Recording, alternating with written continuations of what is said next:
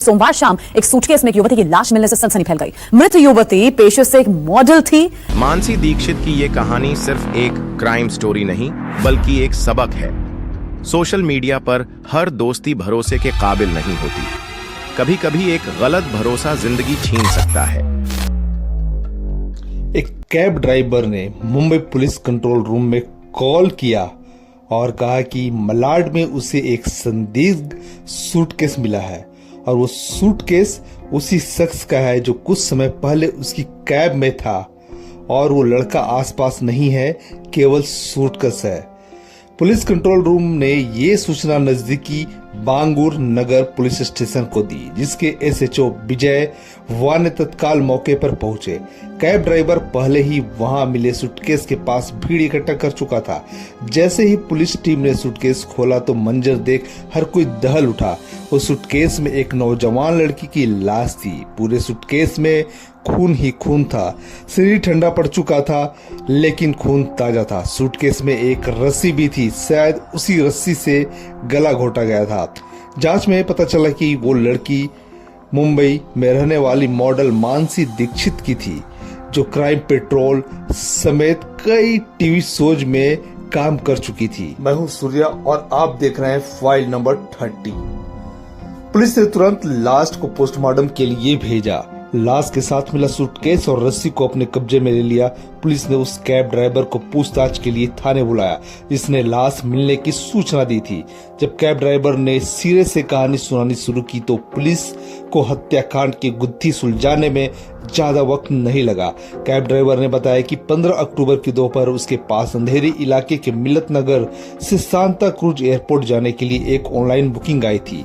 वो इस इलाके के पास था तो बुकिंग एक्सेप्ट कर ली। चंद मिनटों में वो पिकअप लोकेशन पर पहुंचा तो देखा कि करीब 19 से 20 साल का एक लड़का एक बड़ा सा सूटकेस लेकर उसका इंतजार कर रहा है। उसने ड्राइवर से कहकर कार की डिक्की खुलवाई और अपना भारी भरकम सूटकेस रखने की जद्दोजहद करने लगा। कुछ देर बाद सूटकेस रखकर वो कार में बैठा और कैब सांता क्रूज एयरपोर्ट की तरफ चल पड़ी। कार ने कुछ ही फासला पूरा किया था कि लड़के ने ड्राइवर से कहा कि वो एयरपोर्ट की बजाय जोगेश्वरी में ड्रॉप कर दे। ड्राइवर ने बिना सोचे समझे कार की दिशा बदल दी। कैब ड्राइवर ने बताया कि उसे वो लड़का अजीब लग रहा था, घबराया हुआ था और झिझक कर बात कर रहा था। जोगेश्वरी इलाका लगते ही वो बार बार खिड़की से बाहर सड़कों और आसपास की जगहों को गौर से देख रहा था, मानो कुछ ढूंढ रहा हो। थोड़ी देर जोगेश्वरी में इधर उधर चक्कर कटवाने के बाद लड़के ने ड्राइवर से फिर कहा, अब गोरेगांव ले चलो। कैब ड्राइवर उसे लेकर गोरेगांव पहुंचा ही था कि लड़के ने फिर मलाड चलने को कहा। इस बार कैब ड्राइवर थोड़ा चिढ़ गया, लेकिन बुकिंग ली थी तो ड्रॉप तो करना ही पड़ता। वहीं दूसरी तरफ उसे इस बात की तसल्ली थी कि उसका फेयर बढ़ रहा है। मलाड आते हुए भी वो लड़का लगातार बार बार सड़क किनारे नजर गड़ाए हुए था। मलाड के माइंड स्पेस में पहुंचते ही लड़के ने कार रुकवा दी। ड्राइवर को उसका बीच रास्ते में उतरना थोड़ा अटपटा लगा, क्योंकि आसपास कुछ भी नहीं था, सिर्फ खाली सड़क और झाड़ियां ही थी। पेमेंट करते हुए लड़के ने खुद सुनसान इलाके में उतरने पर सफाई देना शुरू कर दिया। उसने कहा कि वो कुछ देर यहाँ अपने दोस्त का इंतजार करेगा, जो कुछ देर में आने वाला है, फिर वो एयरपोर्ट जाएगा। लड़के ने ड्राइवर से डिक्की खोलने को कहा।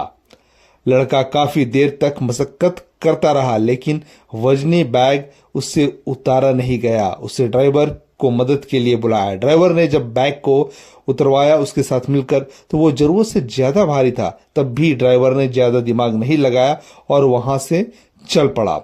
लेकिन वो कुछ 2-3 किलोमीटर चला ही था कि उसके दिमाग में अजीब सवाल खटकने लगे कि आखिर वो लड़का सुनसान इलाके में क्यों उतरा। आधे शहर का चक्कर काटते हुए भी वो वहीं उतर सकता था, लेकिन उस जगह शक होने पर ड्राइवर ने गाड़ी तुरंत घुमा ली। अपने दिमाग में चल रहे सवालों के जवाब जानने के लिए वो उसी लोकेशन पर पहुंचा जहां उसने लड़के को ड्रॉप किया था। जब वो ड्राइवर वहां जाता है तो देखता है कि वो लड़का वहां पे नहीं था। नजरें घुमाई, इधर उधर देखा, लेकिन केवल सूटकेस उस झाड़ियों में केवल अकेला दिखा पड़ा। संदिग्ध की स्थिति भांपने के बाद उसने तुरंत पुलिस को कॉल किया और आसपास से गुजर रहे लोगों की भीड़ इकट्ठा कर ली। पुलिस अब जल्द से जल्द कातिल तक पहुंचना चाहती थी। कैब ड्राइवर ओला ऐप की मदद से पुलिस को उसी जगह ले गया जहां से उसने लड़के को पिकअप किया था। जब पुलिस ने उस अंधेरी स्थित घर में रेड मारी तो लड़का घर का फर्श साफ करता मिला। फर्श पर खून के निशान थे और घर बेतरतीब हुआ पड़ा था, मतलब पूरा बिखरा पड़ा था। पुलिस ने तुरंत लड़के को हिरासत में लेकर घर को सील कर दिया। लाश मिलने के महज 4 घंटे के अंदर ही वो लड़का पुलिस की गिरफ्त में था। उसने अपना नाम मुजम्मिल इब्राहिम सईद बताया, जो महज 19 साल का था। मुजम्मिल ने बताया कि जिस लड़की की लाश मिली है वह एक पॉपुलर मॉडल और एक्ट्रेस मानसी दीक्षित की है, जिसका उसने कत्ल किया है। जब तक पुलिस मॉडल मानसी दीक्षित की फैमिली से संपर्क कर पाती, उससे पहले ही टीवी चैनल्स और सोशल मीडिया में उसके भयावह कत्ल की खबर फैल गई। ये खबर चंद घंटों में ही कोटा में रहने वाली मानसी दीक्षित के परिवार तक भी पहुंच गया, जिनकी बेटी मुंबई में अपने सपने पूरे करने गई थी। मानसी दीक्षित के पिता ऋषि दीक्षित रेलवे में कर्मचारी थे, जिनकी मौत के बाद मानसी की बड़ी बहन दीक्षा को अनुकंपा में नियुक्ति में रेलवे की नौकरी मिली थी। बचपन से ही मानसी हीरोइन बनने का ख्वाब देखा करती थी। माँ ब्यूटिशियन थी, जो बचपन से ही मानसी को उसका सपना पूरा करने की ट्रेनिंग दिया करती थी। साल 2015 में मानसी ने मिस कोटा ब्यूटी पेजेंट में हिस्सा लिया और जीत हासिल की। इस जीत की बदौलत उसे कोटा में कई मॉडलिंग प्रोडक्ट मिलने लगे, कई ऑफर मिलने लगे। उसके बाद वो कुछ जानकारों की मदद से मुंबई आ गई। मुंबई आकर उसने 2018 में एक के टावर्स फाइनेंस में एक नौकरी भी मिल गई और साथ ही साथ वो मॉडलिंग का काम भी करने लगी। मानसी को क्राइम पेट्रोल समेत और दूसरे कई टीवी सीरियल्स में छोटे मोटे रोल मिलने लगे, जिससे परिवार बेहद खुश था। मानसी मुंबई के शास्त्री नगर में एक किराए के कमरे में रहती थी। अब सवाल था कि आखिर क्यों मॉडल मानसी दीक्षित का कत्ल हुआ। एक 19 साल के नौजवान लड़के ने इतने संगीन जुर्म को कैसे अंजाम दिया? जवाब मिला मुजम्मिल के इकबाल जुर्म में, जो उतावलेपन, नाजायज मांग, गुस्से और साजिश से भरपूर था। मुजम्मिल ने पुलिस को दिए बयान में बताया कि वो हैदराबाद के एक रईस खानदान से ताल्लुक रखता है। पिता सिराजू हसन सईद मर्चेंट नेवी से रिटायरमेंट लेने के बाद मुंबई आकर बस गए थे। जोगेश्वरी में उन्होंने एक फ्लैट खरीदा था। जब मुजम्मिल 5वीं में था तो पिता ने उसे पढ़ाई के लिए हैदराबाद में रहने वाले नाना नानी के पास भेज दिया था। छुट्टियों में मुजम्मिल माँ बाप के पास मुंबई आता रहता था। हैदराबाद में रहते हुए एक रोज सोशल मीडिया प्लेटफॉर्म पर मुजम्मिल की नजर मानसी दीक्षित की प्रोफाइल पर पड़ी। उसे मानसी एक नजर में इतनी पसंद आ गई कि उसने उसे झट से फ्रेंड रिक्वेस्ट भेज दिया। कुछ रोज बाद मानसी ने उसकी रिक्वेस्ट एक्सेप्ट कर ली और फिर हुआ चैटिंग का सिलसिला। मानसी को फिल्मी दुनिया से प्यार था। वो अक्सर लोगों से लंबी बातें किया करती थी। मुजम्मिल भी उनमें से फिल्मों का मॉडलिंग से जुड़ी बातें करता था। उससे कहा था कि वो एक कामयाब एक्टर है और मुंबई में उसके कई लिंक्स है। समय के साथ दोनों की दोस्ती गहरी होने लगी और यही था मुजम्मिल का असली प्लान।